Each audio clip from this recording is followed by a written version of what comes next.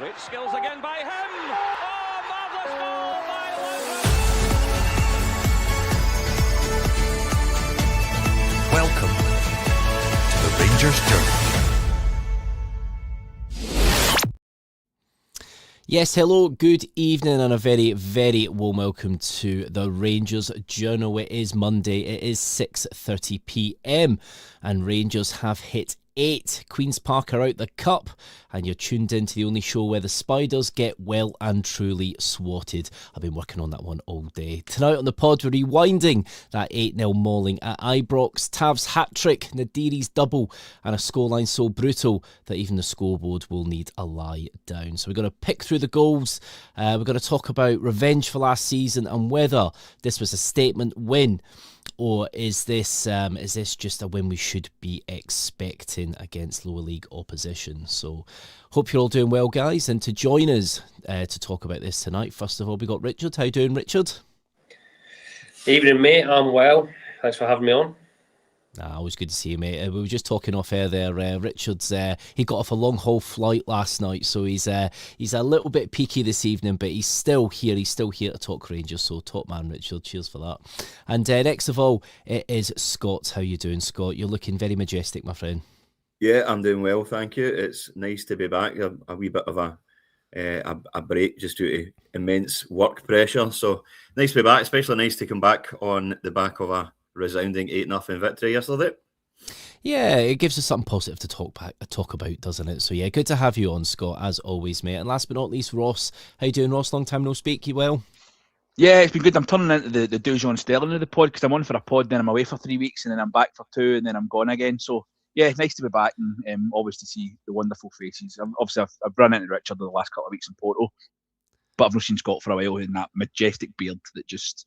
Oh, it's delightful to look at. What a brilliant, amazing, love it. And obviously, of course, yourself, Andrew, your delectable tones are just the highlight of a Monday.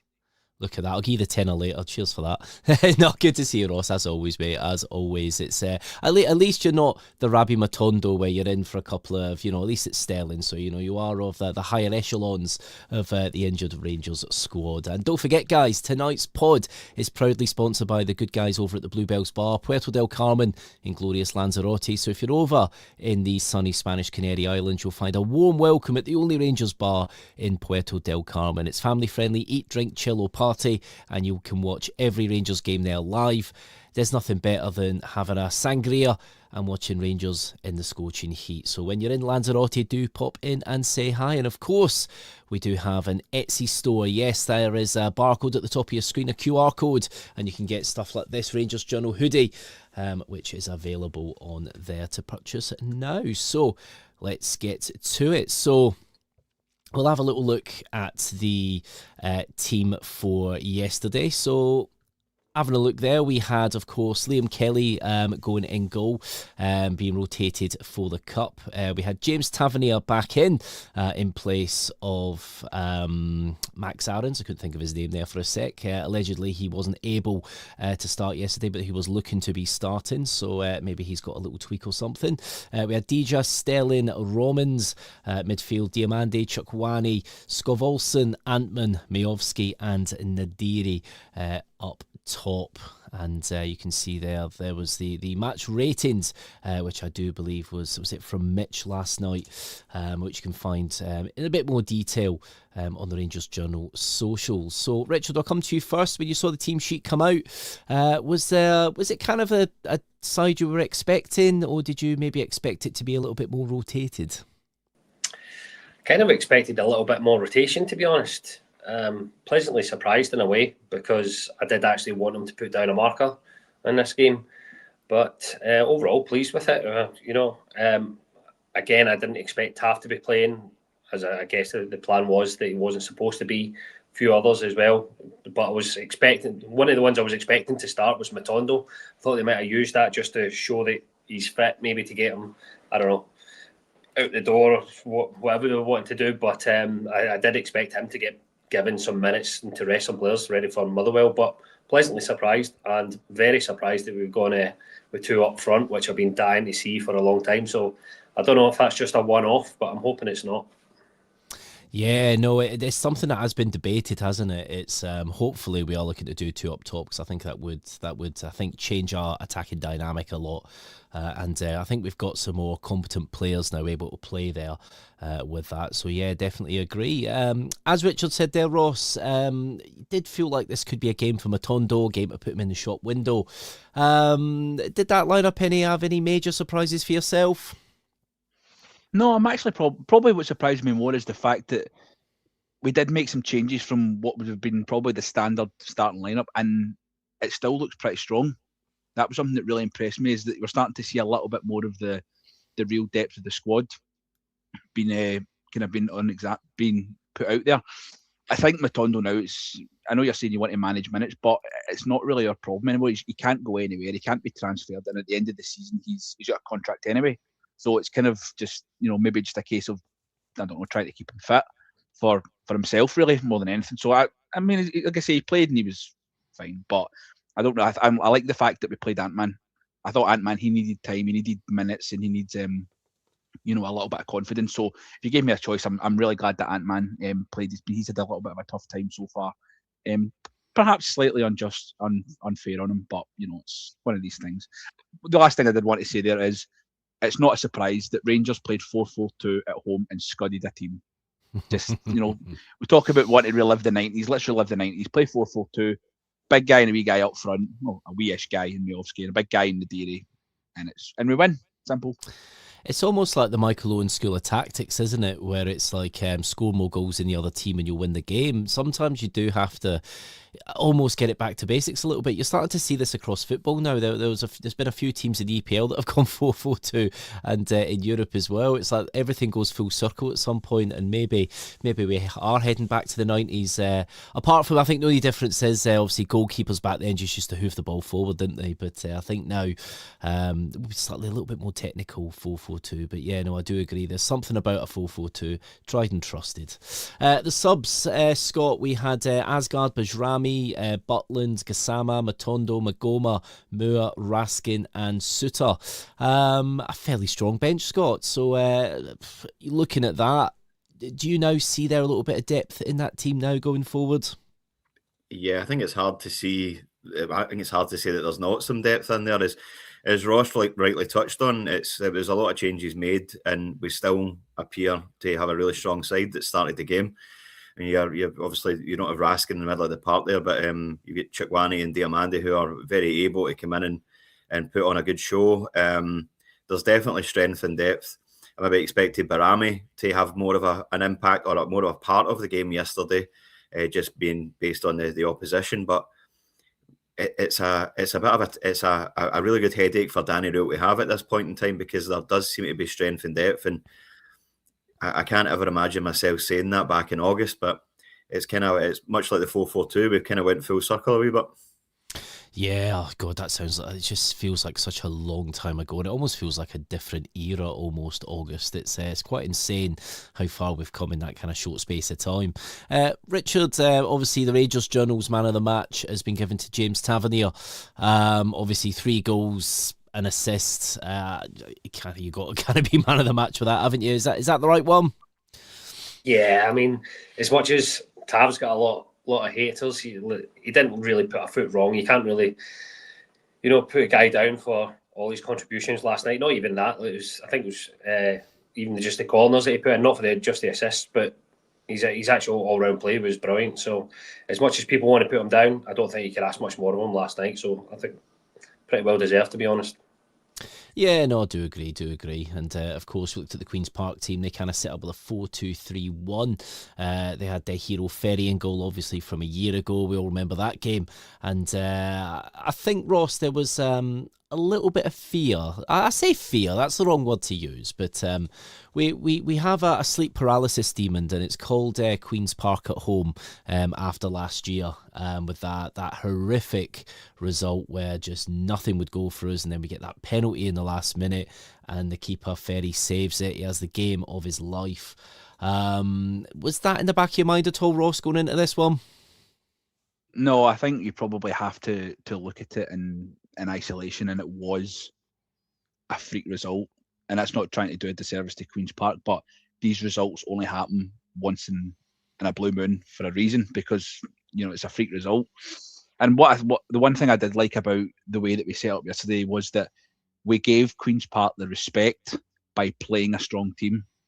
I thought that they had earned the right to get our respect. We started with a team full of internationals and treated it, like a game against a team that we knew could, if we weren't at our best, they could have caused us problems, because you can't take any team lightly. If you look at the team we played, I think it was last week, you said the pod and you said the comparison team between last year's and what could have been potentially this season's team. And when we're playing guys like Proper and Fernandez, who weren't really that interested in being here at the time, on top of obviously the kind of, at that point we were in the kind of midst of the final weeks of the Philip Clement experiment.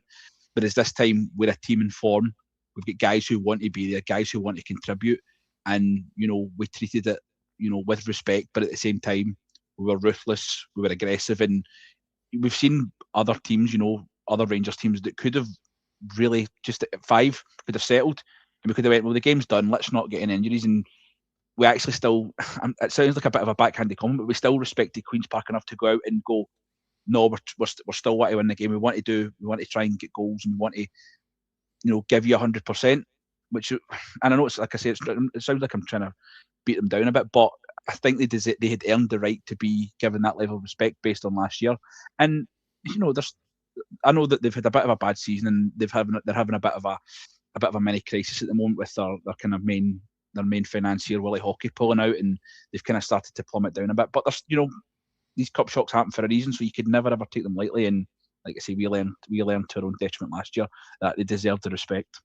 Yeah, no, you make a very good point there, Ross. Scott, how much of this was about revenge and clearing the psychological baggage from last year's cup exit? Or is it just a case of, was that looked at, do you think, or is this just a game in isolation against low league opposition? I don't even think it had been looked at, to be honest with you. It was just the opposition and the stage in the tournament, and it falling almost a year to the day was just a coincidence, to be honest, in my opinion. I don't think it would have really been thought about that much. As Ross says, Queen's Park had earned the right to take a bit of a doing, really, yesterday. And they put out the strongest team possible to make sure there was not going to be any kind of slip-ups. But I'd be surprised if Danny Rule had kind of given a second thought to the fact that this team had put Rangers out last season. Obviously, we were in a bit of a bad place. Guys like Fernandez, Proper. I mean, we had Igaman starting that game last season, right enough, but it wasn't exactly the greatest side that was ever amassed for Rangers last season. And their goalkeeper had an absolute world day. In a different game, it could have been 6 or 7-1. It just happened to be the case. But I don't think Danny Rule would have really given much thought to what happened last season. He's a professional enough guy, and he seems to have a good harmony amongst the players as well, where it doesn't really matter who the opposition is, what level of tournament it is, or what tournament it is at all. They know they've got a job to do, and that's just to go out and win the game. Simple as that. Simple, easier said than done, isn't it? But yeah, no, you're totally right. Get out there and win every game as a cup final now, and I really do. I'll go with that cliche, and it really is. Now let's talk about Nadiri Richards. Obviously, very kind of highly rated among a lot of the kind of scouting guys. Meets a lot of metrics. Just talking off air there with yourself about the Chris Jack article earlier, and the analytics behind a player like him. We've obviously managed to secure him. He's come in, he's very young, he's a little bit raw, but he was very good for his first goal, wasn't he, 8 minutes in? That'll do him the world of good, won't it, Richard? Without a doubt, and it just sort of, I don't hate to say it, but pressure from the fans, they just want, that first goal, that monkey off the back sort of thing. So getting that, it'll ease the pressure on him. Now, I don't know if the pressure will build up quite the same way it did with Chermiti, bear in mind the fee paid for him. But it was ultimately going to happen if he went along a few games without scoring. So to get that, will do him the world of good. But not only that, it's just his overall play. I think we get frustrated a lot of times, especially with Miovski, is he doesn't seem to chase down the ball all that much. He likes to get involved in things, but things that probably we as fans don't see. Probably football, real football scouts and analysts will probably see it as he's come deeper, pulling defenders away, but it's not really that easy to spot for the average fan.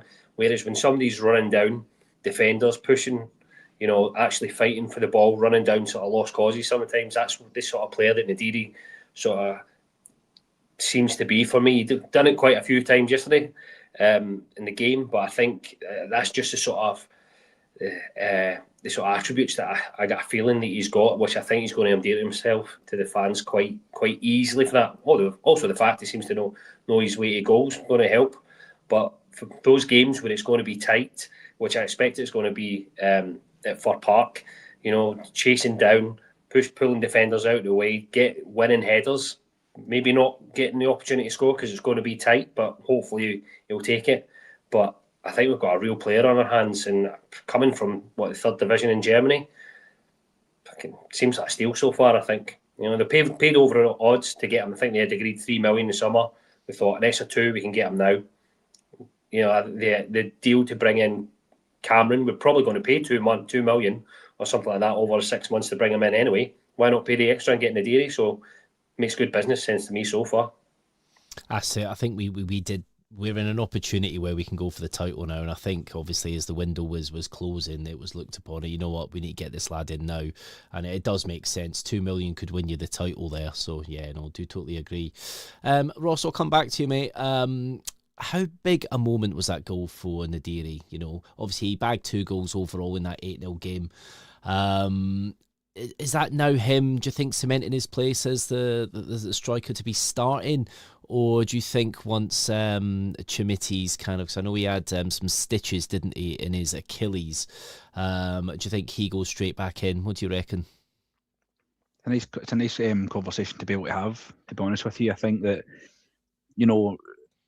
without trying to caveat it too much of looking at the level of the opposition, Richards was absolutely spot on. A guy getting a goal in his first start, 2 goals in his first start, massive. Because how long have we been having this argument of bringing in signings, and it takes them 6, 7, 8 weeks to even be remotely ready to play? Nonsense with he's not ready because he's not built his IKEA furniture and all this garbage. But you've got a guy, he came in at the end of the window, and I think it was the next night he was on the bench playing, maybe through necessity, but he was ready to go, tired, but he was like, no, do you know what, I'll contribute. And he came on and he looked all right, for what it was and for what the game was against Kilmarnock. But this time he took his chance, he had his opportunity, and what he proved there is that if you give him an opportunity, he'll score. He had that, he was probably poor marking by Queen's Park not to look at the big 6'4" centre forward at the back post and go, nah, we're not going to mark him. Let's just leave him. He'll not do anything. But again, it's just one of those things. He had an opportunity and he took it. He set the bar early, and that's what you want. How many times, again, have we seen it where it's like, if you maybe miss that first chance, it gets in your head. You might have another chance, and it just doesn't fall for you. So that's what I loved about it, was just the opportunity. As soon as he got it, boof, he took it. And I know I'm getting a little bit ahead of myself, but I thought the second goal was everything that we've been missing in a centre forward. And please forgive me for jumping a little bit ahead, but we can't emphasise enough.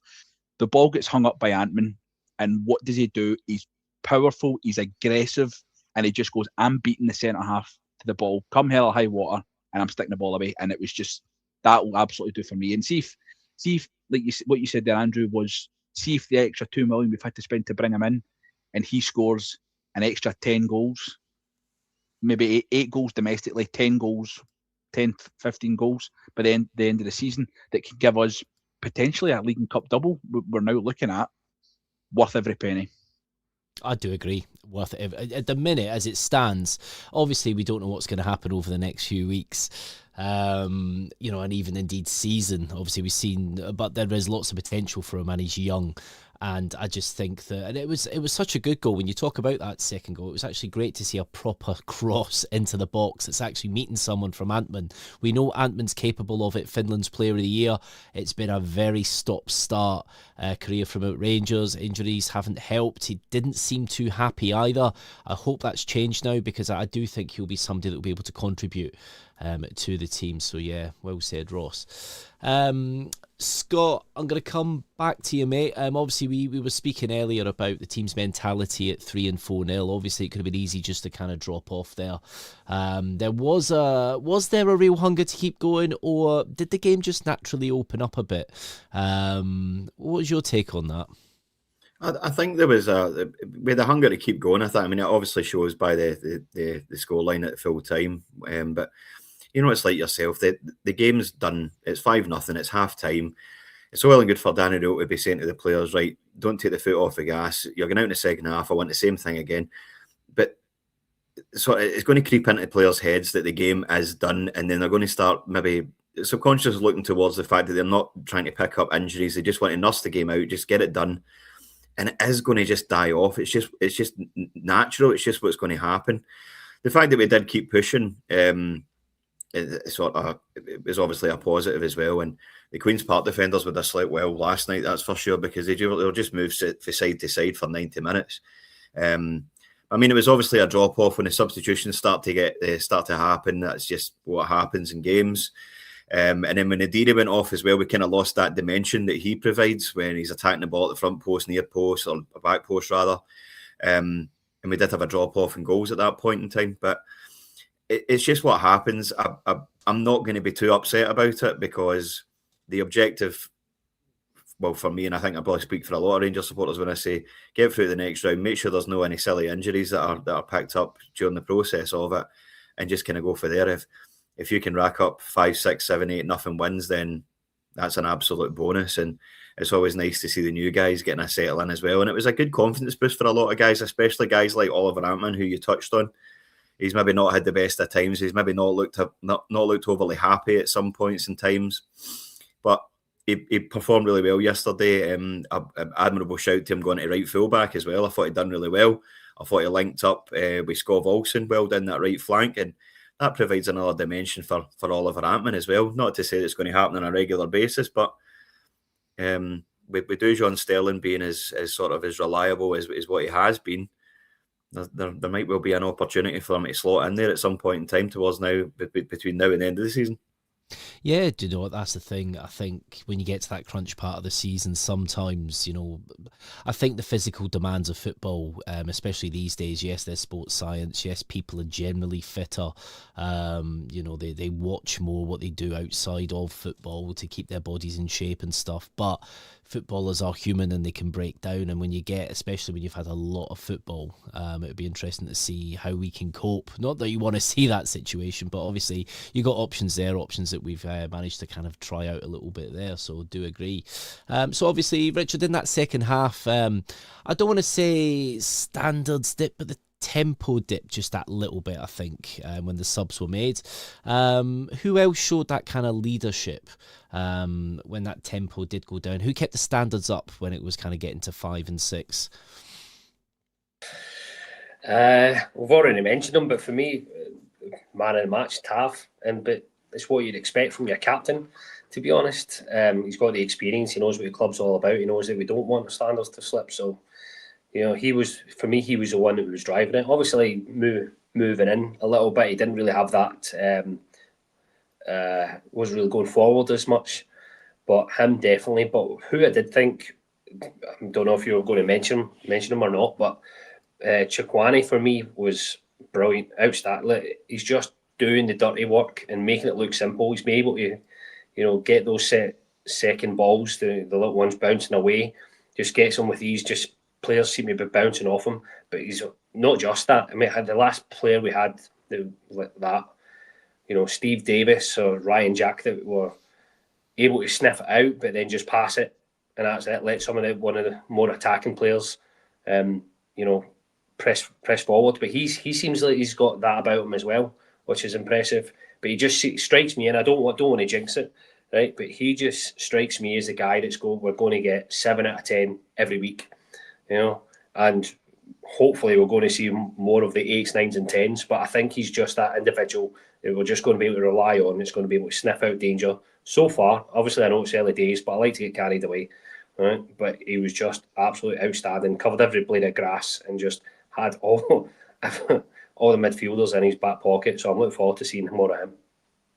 So am I. So am I. I did like his goal. I thought it was quite a difficult one, especially when the way the ball was coming in, because he knew he just had to get something slight on it just to take it past the keeper, and from the angle that he was, it was absolutely fantastic. Ross Chukwani, we're starting to light up kind of middle to front, though, aren't we, a little bit? And Chukwani could be one of those key guys, couldn't he? You'd like to think so. I mean, we've been missing a lot of. I mean, even at the start of the January window, we probably could have said that we need, basically a whole new 11. I think there could have been an argument to be made. But with Chitwani, as Richard's put there, really, he just comes in and he's doing the dirty work, and it's something that we've missed. But it's not overcomplicating. It's do the dirty work, get the ball, and give it to somebody whose job it is to take the ball forward. And I think one thing we're seeing there is that you're probably seeing that in conjunction with an improvement to Mo Diamandi's game. I think that's why we're starting to see a lot more from him as well. He's been excellent, probably since coming on at halftime at Parkhead at New Year. He's played himself back into the team, probably more so at the moment than Raskin. So I'd like to see how this kind of pairing goes between Dio and Chukwueze, because Dio's get, as much as he frustrates a lot of us, he's got all the ability in the world, and when he's on form, he's one of the best. He's one of the best midfielders around. So I like to see how that that kind of pairing develops. Although you do have the Nico Raskin dilemma there, because he is, when he's on top form, he's head and shoulders probably the best footballer in the country. Let's be brutally honest. So yeah, but it's nice to have options. Connor Barron, he's we can't forget about him. He's been outstanding this year, in a team that's incredibly underachieved. He's been the shining light. So, again, nice to have options, nice to have depth. And, coming into crunch time of the season, if you've got those kind of guys competing for spaces, then, it can only be a positive, if you ask me. Do you know what? It's actually quite mad, because just a few weeks ago, we were thinking we were going to be a bit of a position not having Barron, and, of course, Sterling as well at that point. But Barron, yeah, it's not been a name that's not been on our lips in recent weeks. It just shows you the kind of difference that we've had with this team, and it is quite mad in that respect. So yeah, well said. Obviously, still got Barron to come back. Hopefully, it won't be too long. Obviously, Cornelius, I think, is imminent. I think, I'm not sure if he's back fully in training yet, but it's around about this time. So hopefully, it's not 7 to 10 days Jordan Rossiter kind of style. So yeah, Scott, which of the newest signings kind of changed your perception of them after this performance? Was there anybody that you've looked at? It doesn't have to be a January transfer window signing. It could be a signing even from the start of the season. Is there anybody in that game that you've seen a different side of, and you're thinking, you know what, they're coming onto a game now? In isolation alone for yesterday, no, not essentially. The new guys who come in January have obviously impressed. I'm still thinking about Big Scov Olsen, him, sort of the amount of noise that was around him, and he's probably been the quietest of the new signings so far. That's not to say he's not been impressive by any stretch. Every game he seems to be growing stronger.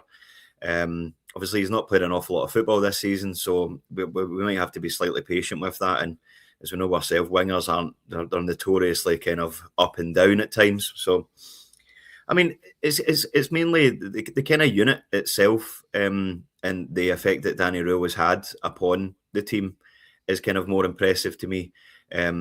He's highlighted and pinpointed and brought in some players who have already made a big change. Romans at left fullback, as I put in the group chat yesterday, not to get carried away, but he's obviously the best football player that the world's ever seen. He's obviously got a big future. His engine is so impressive. The way that he bombs forward, he's the first man to get back as well, and that is a breath of fresh air to see. Chukwueze, that we touched upon, I think he's really impressed me so far. I think he's a ready-made replacement for Nico Raskin. So it'll be interesting to see how things move forward with that this season, whether he's going to be teamed with Dio or whether it's going to be Nico Raskin or whether Connor Barron comes back in. But it's mainly the unit itself has kind of impressed me. Like I say, the sort of turnaround between now and the podcast we were having at the start of the season is absolute night and day. And that's just because there's a guy who actually knows what he's doing in charge of the club now. And we don't necessarily have the poison dripping from above him. where he's sort of things are being dictated upon him that he doesn't necessarily want to implement. But it's things are looking positive just now. There's nobody in that team. Sorry, that's not strictly true. There's one or two guys in that team that I wouldn't necessarily want to be starting in a game. Like Satello Asgard, who's never really impressed me for word go, and that was the one I was really most most looking forward to seeing when he came in the summer. But I kind of have faith in the influence that Danny Rule and the backroom team have on the club just now, and you can see it yourself. Even yesterday, got to give Queen's Park respect. I mean, they're not exactly they get the best level of opposition, but you can only beat what's in front of you. And the guys are playing with a smile on their face. They're happy to be there. They're enjoying their football, and that's down to the difference that the management team has had since he's come in.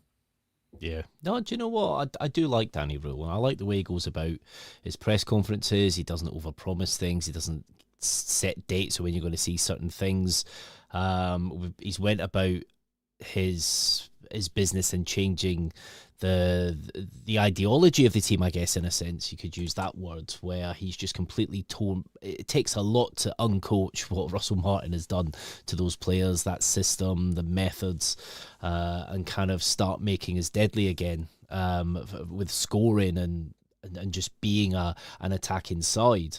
Obviously, Richard, we've been talking about in recent weeks, it's our set piece routines is where we've been getting our goals. We kind of been, I'll use the word getting by that way, because we've not really scored much from open play, but we are starting to see now in the past few games that our open play structure with these kind of newer guys, it is starting to look more promising, isn't it? Without a doubt, to be honest. I mean, I know a lot's been said about Scott Fry coming in and what he does and things like that, and I'd hate to say that every corners that we've been having for years have just been chucked in the box without some sort of plan, but whatever plan they were doing wasn't working, and whatever he's brought in seems to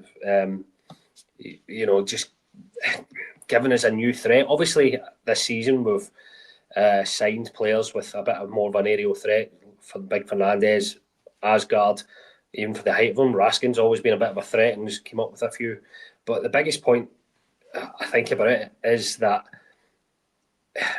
teams know that we're a threat now, so it's a bigger element for them to worry about, when we're getting corners, when we're getting free kicks.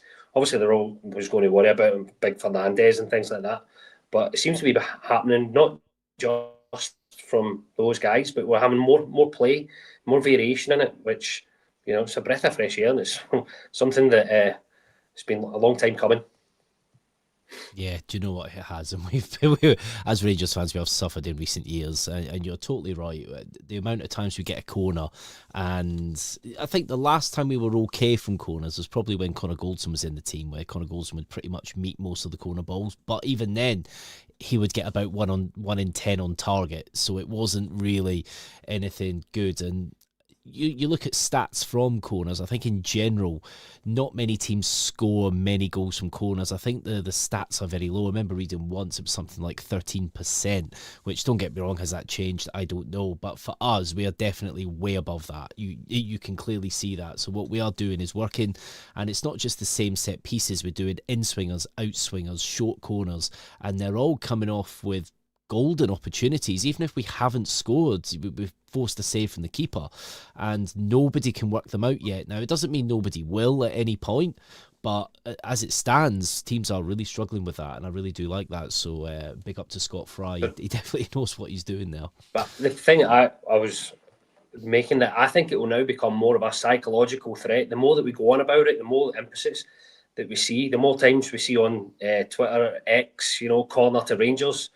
That's going to happen. People are going to see it. Players are going to read it. And when we've got a corner, mistakes are going to happen. They're going to start holding on, pulling shots, stuff, because they realise just how much of a threat we are, especially if it continues. So, looking forward to more of it.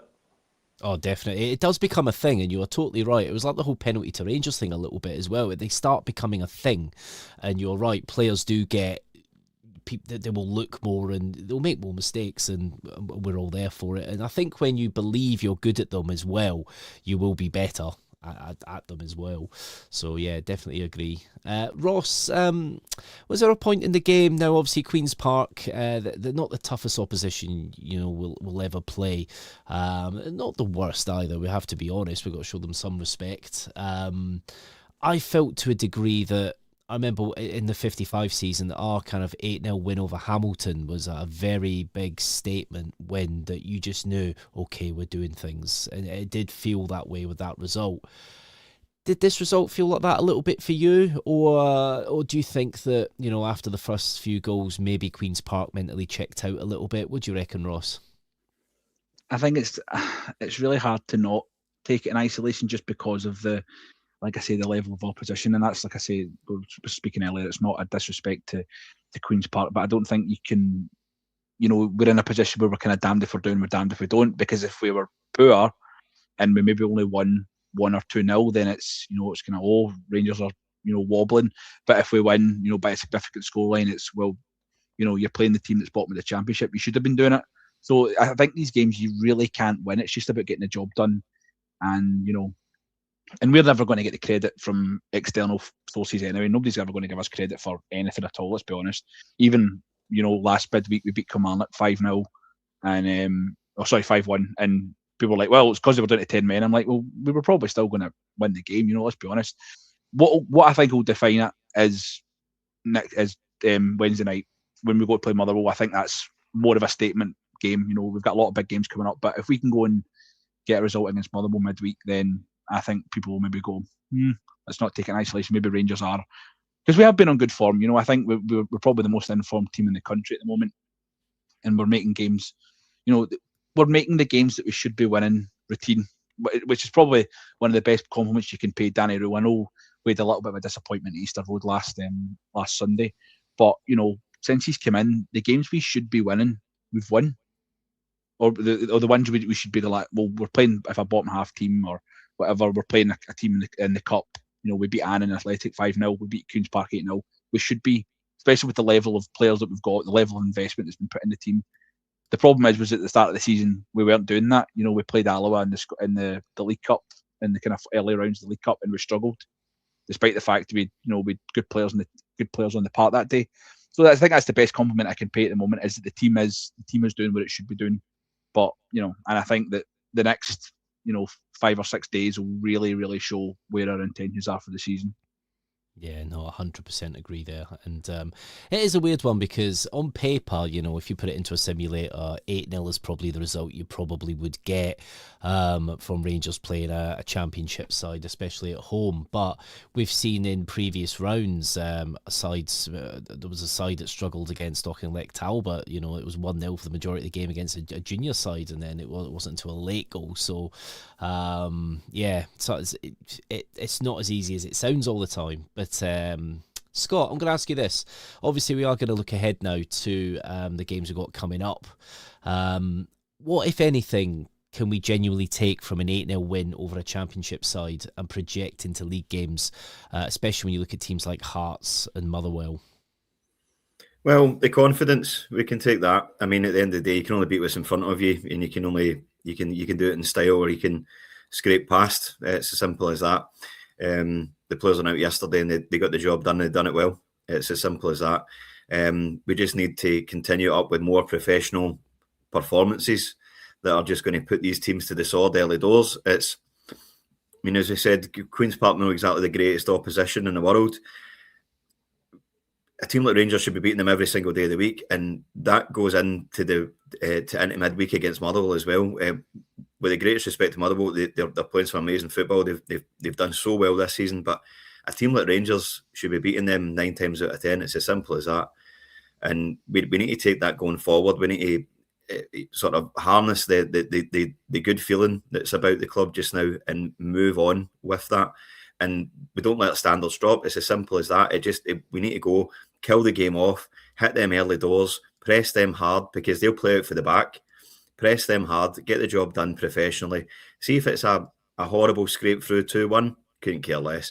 As long as it's 3 points, just take that professionalism, take the good feeling and move forward, and we can continue to build. But every 3 points that we get now going forward builds more of a happy atmosphere at the club and more of a belief that we can get to the end of the season and maybe even end up with 2 trophies in the cabinet at the end of the season.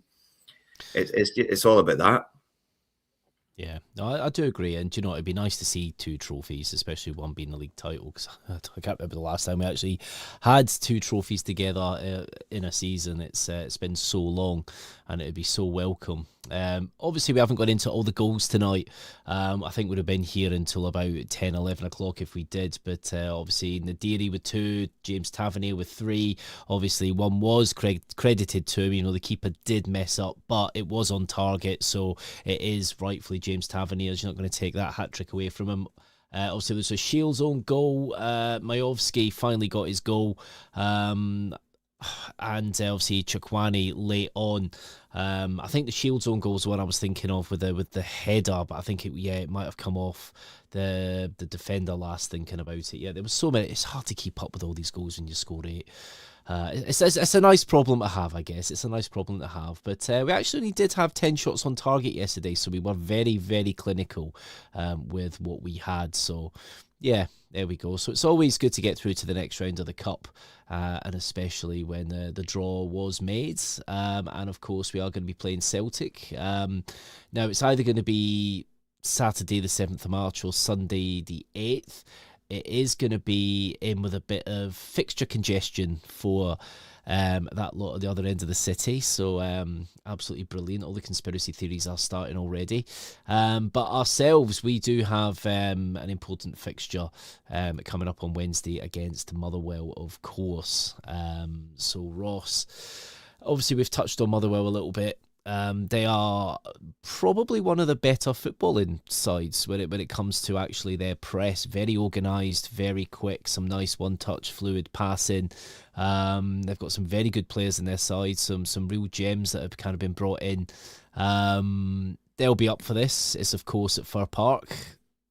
How do you think we're going to go into this one? Are you confident now that we've kind of got our middle to front working in the right way for this game? I'd like to think so, but like I say, you can't take it for granted because Motherwell have. I think they've probably actually been the surprise package this year, and I know that sounds really, really silly because of the way that Hearts have been, but I think probably people were expecting Hearts, if they used the facilities available to them through Jamestown and through Tony Bloom, that they probably would be on a kind of bit of an upward curve. Obviously, we've probably been a bit of a surprise package because we've been so poor, you know, as have Celtic. But Motherwell, I think, have just quietly got on with it. You know, they're not a club with huge levels of finances, huge levels of resources. They're a really, really strong community club.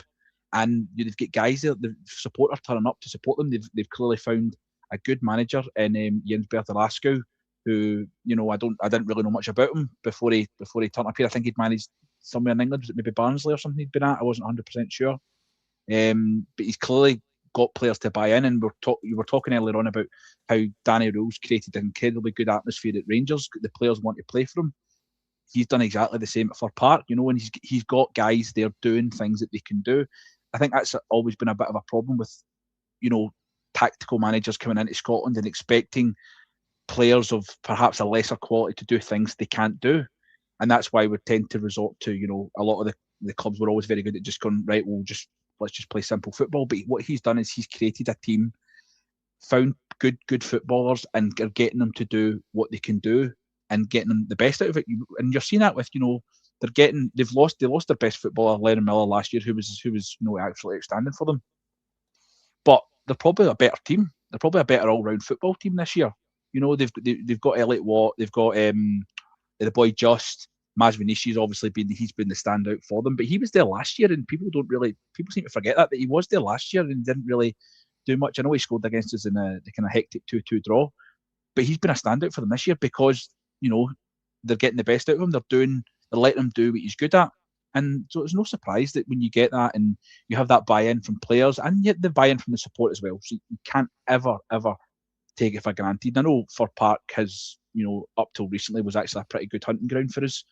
You can't take it for granted, especially, like I say, I think they're only maybe 6 or 7 points behind Celtic, so they'll be looking at Europe as well. If, you know, Celtic and ourselves as well, you know, we can slip up and we could be got at. not to try and put too much of a negative feeling on it. So, but they have aspirations as well, and they could very easily know a couple of results what could be looking for Europe. So, absolutely, do not take it for granted. I do agree, and actually, they obviously they did sign another attacker, didn't they, in the window, Bjorgafsson. They are looking to improve, and they're looking to finish strongly. I don't think they've conceded a goal at Fir Park since it must have been middle of October time. I think when Falkirk were probably the last team to score there. That's a record that you just don't really get in Scottish football. They've had a fantastic run, and they are very good back to front. There's not really many weak areas. So, Richard, are we gonna score the first goal at Fir Park since mid-October? Of course we are. Of course we are. Of course we are. There we are. Exactly. Easy. No, I'm expecting it to be a tough game, to be honest, and I agree with everything that Ross said. They're looking good. He's got them well organised. They're playing well. They're taking risks. They're gambling. I expect them to be a lot more compact on Wednesday, to be honest. I think it's going to be tough to break down, but I think they'll probably, play that way for the first 30 minutes, especially if it's still 0-0. Then I think they'll probably try and break out, not just counter, but start to play football against us. But I'm still confident that we're going to get the job done. I think it's going to be tight, to be honest. But I think there's enough about us to be able to do that, and these are the game. This is the type of games that we're preparing for. That's what Scottish football is. It's going to be tight. It's going to be against two banks of four or two banks of five, even for large, part of the game. We're going to be prepared for it now. But I do expect us to come through it. But going on to what Ross is saying, full credit to Motherwell. They're having a great season. They've got good players. Even though the ones that were there last year, he's got them playing really well, and it's making an interesting league that we're going to win. I think that's the thing, that type of manager. I think, spoke a lot about philosophy football this year and how there are certain clubs, especially even in the EPL, where it's not working. I think Motherwell is the kind of example where it kind of has worked. I think, when you have that right team that's got that right aspiration, and it just kind of works. I think they're one good example of that. And actually, they're only 5 points off Celtic with the exact same goal difference, which is absolutely insane. It just shows you, and you guys are completely right. They are the kind of unsung, amazing story of this season, really, because Hearts, yes, they've had that investment. Yes, they have. They've recruited some very good players through that Jonestown Analytics. It's still an amazing story, but it's not as amazing as Motherwell, where they are a club that they do not bring in the revenue of the Edinburgh clubs, and to be there in fourth place, even above Hibs, is fantastic. And only 5 behind Celtic, so they'll be looking to build on that. They'll be looking to even try and get into that third place, I think. I really do. Scott, obviously, we're talking about Motherwell. Really, it should be one game at a time. We can't just look ahead. But, of course, it is a big week for Rangers. Of course, then we do have the game at the weekend, don't we, against Hearts. What are you looking point-wise? What do you think we are going to achieve this week out of 6 points? Maximum, to be honest with you. I think in a weird way, I think Wednesday will be a harder game than Sunday. A harder game, that sounds ridiculous, but it's maybe a bit more of a test. Going to Fir Park isn't the easiest place to go to. It's a tight ground. As Richard says, the team will be compact. Ross says they've been playing some excellent football this season. They absolutely have. It's going to be a really difficult game. But I expect us to get 3 points, and the same on Sunday as well. I think obviously Hearts are playing against Hibs tomorrow, so that could be a bit of a factor in things going forward. If Hibs were to take a point off Hearts or take 3 points off them, then it might sort of change their attitude going into the game on Sunday. But if we pick up 3 points against Motherwell, which we should do, then Sunday is the biggest game of the season by an absolute mile. It's a Europa League semi-final against RB Leipzig all over again. It's 3 points is an absolute must, and it's as I touched on earlier on, with every victory that Rangers get going forward, it's going to build more belief in the players, and there's obviously been the rally cry for the fans to get behind the team more until the final whistle. That's the kind of thing that we need to be doing as fans as well. We need to be getting right behind the team and doing everything that they need us to do. But it's going to be a really, really interesting week. Hopefully that Hearts can lose a couple of points tomorrow. We pick up 3 points on Wednesday, and then it sets us up for a really, really interesting game on Sunday, which I fully expect to get 3 points for, to be honest with you. And it's going to put us right in the mix, because I honestly think that if we can get 6 points from these games, Livingston after that puts us in a position where we could actually pull away from Celtic.